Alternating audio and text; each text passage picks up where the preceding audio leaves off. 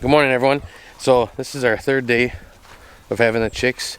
Yesterday we did lose one. Hopefully there's no more. Been a kind of nice morning. Relaxing, I should say. And I was like, alright, time for chores. I'm still in my jammies.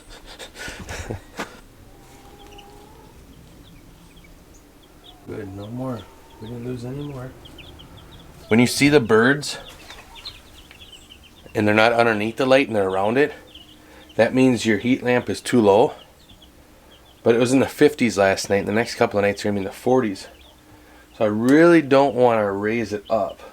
I think I'm going to raise it up just a little bit. It's going to be hot today too, so I can always lower it. I'll check on them tonight. By having it too low, you can heat up the birds and they're not knowing it as they're sleeping. Get them some food. You can heat up the birds at night and they don't even know about it because they're too young. So as they're sleeping, they will basically cook themselves. So it's always good to watch that stuff and make sure it's not, you're not doing that. And then you got some water. I gotta bring down water and give some to the big chickens. So I'll do that all at once. Let the girls out.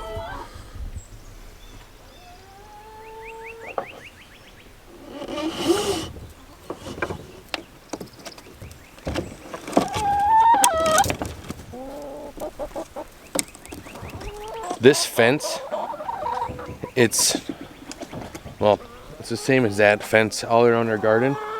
And it starts out as really small holes and then it gets bigger going all the way up. The worst fence you can put in for chickens, but we got it for free, so that's the best fence you can put in for chickens. But these girls are pretty big, where sometimes they'll jump through, sometimes they won't, so I'll just give them a couple of days. After they have a couple of days in the pen, they get bored and they want to get out.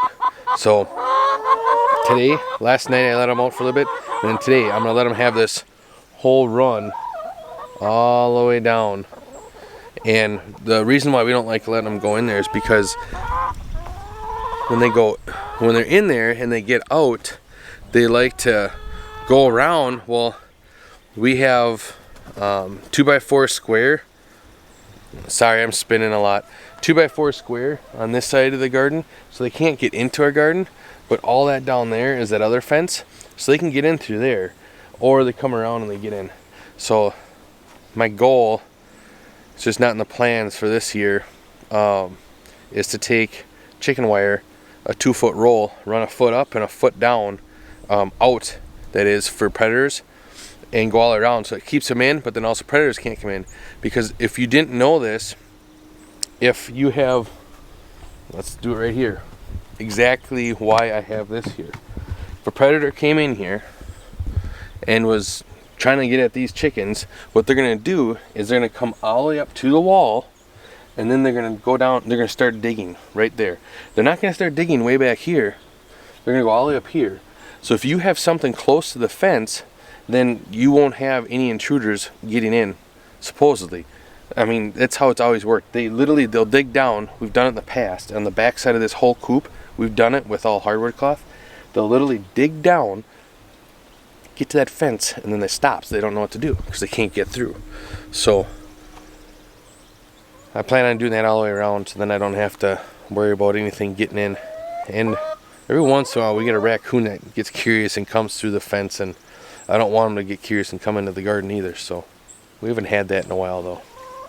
This electric poultry netting's really helped. We're at my dad's. I'm putting out a swarm trap right here. I got the lemon drop on there, Q-tip, 2 drops. I'm just gonna rub it on the frame. Each frame just a little bit on the side. And then I'm gonna put it in the bag. And I'm not gonna close the bag. I'm just gonna leave it like that. I'm gonna throw this in the bottom.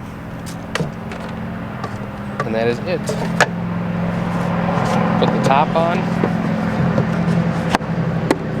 and we're gonna hang it in the tree.